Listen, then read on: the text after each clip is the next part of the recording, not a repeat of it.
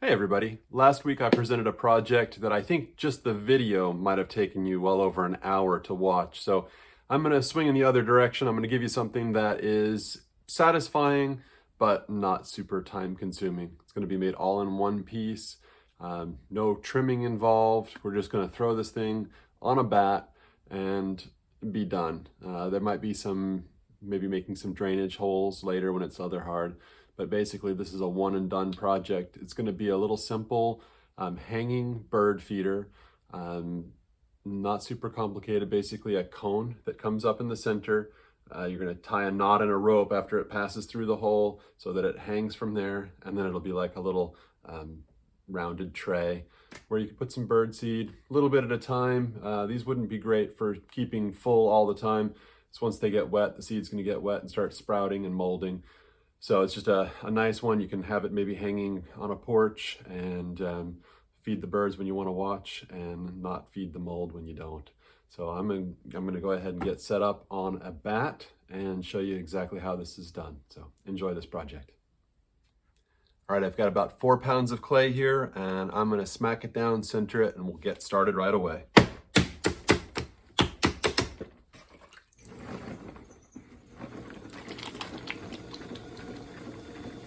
This clay is nice and soft, so I don't have to work very hard to get it centered. I'm going to go ahead and spread it out a little bit.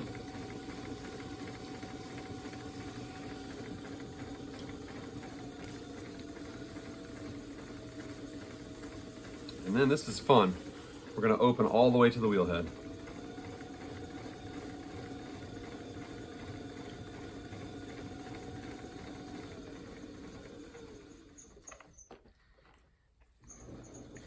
And then I want to pull the clay outward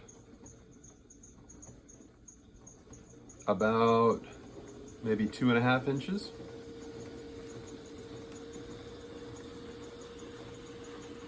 Well, let's say 3 inches. And then I'm going to split part of this donut of clay to create the inward facing cone. So I'm going to come pretty close to the center and I'm just going to start bracing and pressing down on my index finger to split away just enough material here to create a cone for hanging the feeder. And it's probably worth taking a second and just checking the depth that you have at this point between the two parts, because you don't want to leave it overly thick. It doesn't matter, it's not like it's going to break the rope on you, but you might as well just get as much material out of, or get as much pot out of this piece of material as you can. So I've gauged it with my finger, about down to 1/4 inch. I'm going to take and pull this clay up and in. So one thing that I'm doing here is I've got my fingers meeting, but my left thumb is actually down here at the base helping draw the clay up and in. It gets tricky because you can't fit your whole hand inside. I've just got a few fingers, but that's okay. I just want to get the clay distributed upward. This is a very handy tool, cheap sponge brush. You can get the water out of the inside before you move on.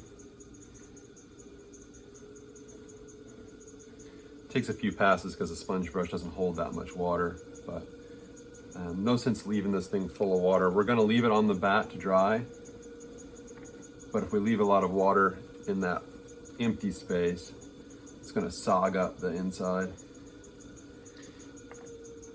And I don't want to get this part overly thin because it's got to hang the whole weight of the pot from there. So we're going to just bring it up till it's going to make a nice dramatic kind of spout, and that's going to be enough height on it. And then we'll just create the shape by collaring in. So I'm just going to put my fingers around it. This is the infamous finger, thumb, knuckle method. I've got my knuckles here, fingers, thumbs, creating like a little hexagon around the piece.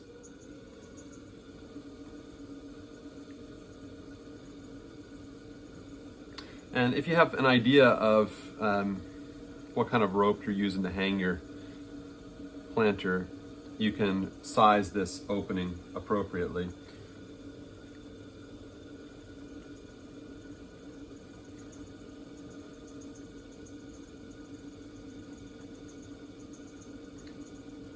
And if you make the hole too big, you can always tie a bead or something onto the rope to make it not slide all the way through.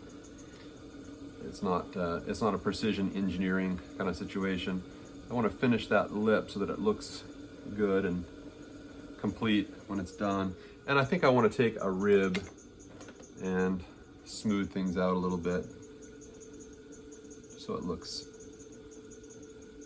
nice.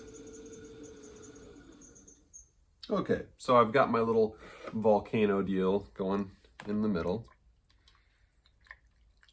With what's left of the clay out here at the outside edge, I want to spread it out and create something to just contain the bird seed and also give the birds a little cute place to perch so we can observe them, because that's probably the whole point of the bird feeder, is getting a good look at who's coming to the feeder. So I'm going to just use the chamois on this upper part, make sure there's no sharp edges that are going to cut my rope. And take my fingers and spread this floor. Trying to maintain an even height off of the bat. So I've got a nice smooth section here. I'm gonna just pull this wall up, and I'm gonna treat it just like I would treat a bowl. Squeeze, draw that clay up and out. Kind of coming back towards my right side rather than straight up, because I want it to flare. And before I do anything else, I'm gonna get this water out of the floor, and I want to take my wooden knife and I want to, let's see if I can find it.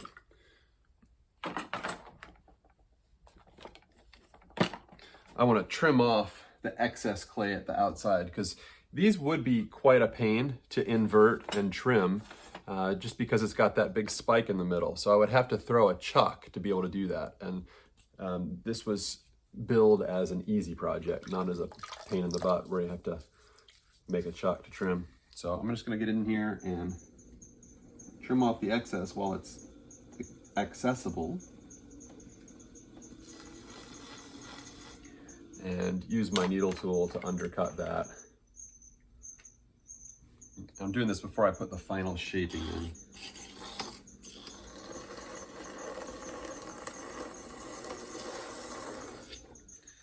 Stop that wheel, peel off that extra.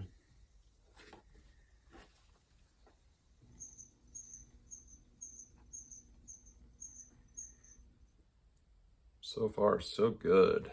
All right. Reach down there and feel, make sure it's nice and smooth, which, yeah, my wood knifing worked really well. And just scrape the rest of that material that was stuck to the bat away so I can get a nice clean wire off. And I'm gonna finish this up with a rib. I'll use my metal rib. This is gonna let me compress the floor.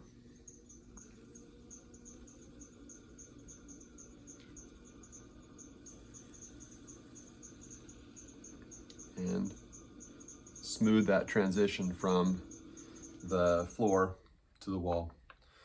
So all little birdies can perch around the edge. We're going to use the chamois on that edge to give it kind of a nice rounded surface. And there's plenty of room to spread out some nice quality bird seed in there. And really, that's it. Not super hard, not super long.